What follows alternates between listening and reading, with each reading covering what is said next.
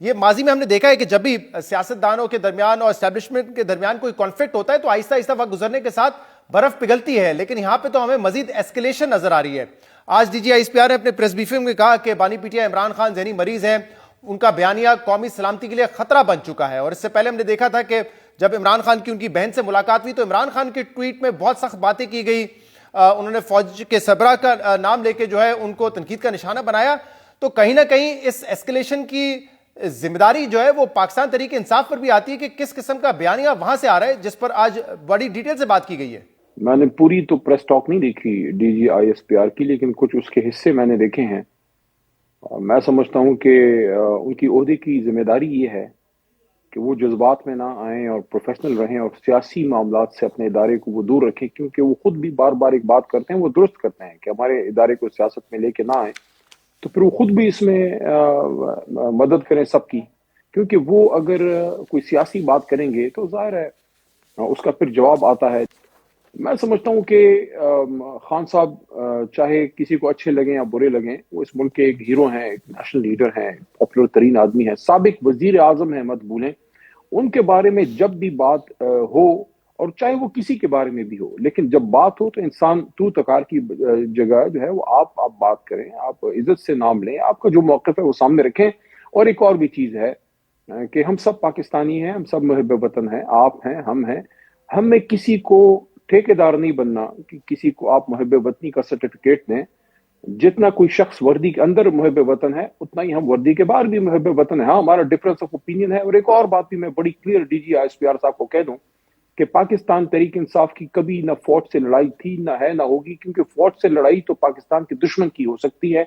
ہمارا صرف نقطہ نظر کا جو ہے وہ ڈفرنس آف اوپینین ہے، اختلاف ہے، اور وہ کیا ہے؟ وہ یہ ہے کہ کوئی بھی پاکستان میں ڈیموکریٹ وہ یہ بات کرتا ہے اور عمران خان بھی کرتے ہیں۔ میں آج سے نہیں، میں تو 2015 سے کر رہا ہوں کہ پاکستان میں رول آف لا ہونا چاہیے، اسٹیبلشمنٹ کا سیاست میں کردار نہیں ہونا چاہیے۔ جہاں جب ہماری فوج پاکستان کے دفاع کے لیے لڑی ہے، قوم نے سر آنکھوں پہ بٹھایا ہے۔ جو عمران خان کا ٹویٹ آتا ہے اس میں تو وہ ذہنی مریض اور غدار اور بہت ساری چیزیں کہہ رہے ہوتے ہیں، تو یہ بات صرف آپ اور تم تک کی تو نہیں رہی ہے۔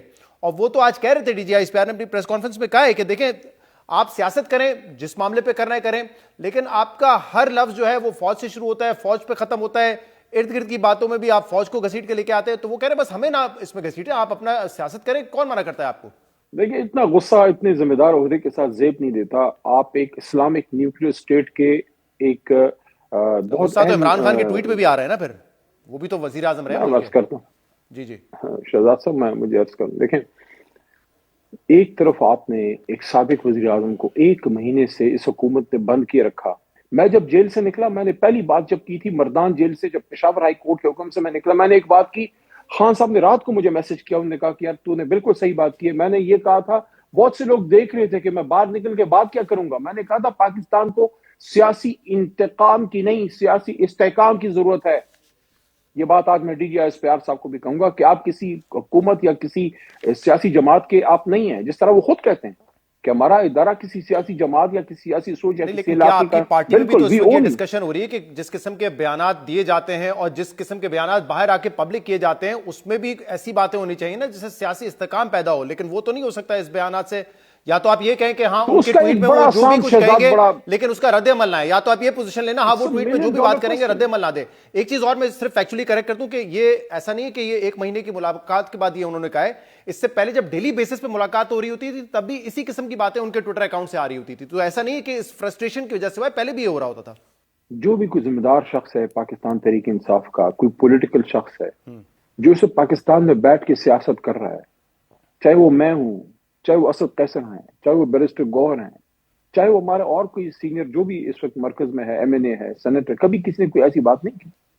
لیکن اس وقت ذمہ دار بھی حکومت ہے اس سارے کرائسس کی۔ اس کی وجہ کیا ہے؟ اس کی وجہ یہ ہے کہ جب آپ عمران خان صاحب کے دیرینہ ساتھیوں کو، پولیٹیکل لیڈرشپ کو آپ نہیں ملنے دیں گے۔ آپ نے 1 سال سے علی محمد کو روکا ہوا ہے۔ میں نے کوئی سازش کی، آگ لگانے کی کبھی بات کی؟ افسد قیصر نے کبھی بات کی؟ عاطف خان نے کبھی بات کی ہے؟ عامر ڈوگر نے کبھی ایسی بات کی ہے؟ جب آپ پولیٹیکل لیڈرشپ کو سائڈ لائن کر دیں گے، قوم کے سب سے بڑے لیڈر کو اندر ڈال دیں گے، اس کی بہنوں کو اس سے ملنے نہیں دیں گے، اس کی وائف کو اندر آپ ڈال دیں گے، اس پہ طرح طرح کے الزامات لگانا شروع کر دیں گے، اس کے بارے میں پتہ ہندوستان اور افغانستان سے کیا کیا باتیں فلانا ہو گیا، ڈمکانا ہو گیا، اس میں پھر ایک ریئیکشن آتا ہے۔ اور میں ان باتوں کو ڈیفینڈ نہیں کر رہا جو ہوئی ہیں، میں کہتا ہوں کہ دونوں طرف سے جو ہے گفتگو میں ایک دوسرے کا احترام لازم ملحوظ خاطر رکھیں، لیکن اس وقت ضرورت کس چیز کی ہے؟ ضرورت اس چیز کی ہے کہ جو ہمارے ملک کو سب سے بڑا ایگزسٹینشل تھریٹ ہے وہ ہے ٹیرر، جی وہ دہشت گردی کا۔ یہ دہشت گردی کی جنگ ہم کیسے جیتیں گے؟ روز جنازے آ رہے ہیں۔ ابھی یہ 2 دن پہلے شاہ ولی جو اسسٹنٹ کمشنر وزیر عمران شاہ ہیں، وہ شہید ہو گئے ہیں۔ ان کا چھوٹا بیٹا، میں نے اس کی پکچر دیکھی، میرا دل خون کے آنسو رویا کہ یار اس کا یہ جو بیٹا ہے، اس کا باپ شہید ہو گیا ہے، اس کا باپ اس ملک کی خاطر شہید ہوا ہے۔ میں اس یہ وقت جنگ ہم بات کرتا کیسے ہوں، لیکن جیتیں صاحب گے؟ دیکھیں ابھی آپ نے یہ کہا کہ جنگ ہم کیسے بھی جیتیں گے؟ کیا اس طرح کی سخت گفتگو کر کے، کیا ایک دوسرے کو غدار کہہ کے؟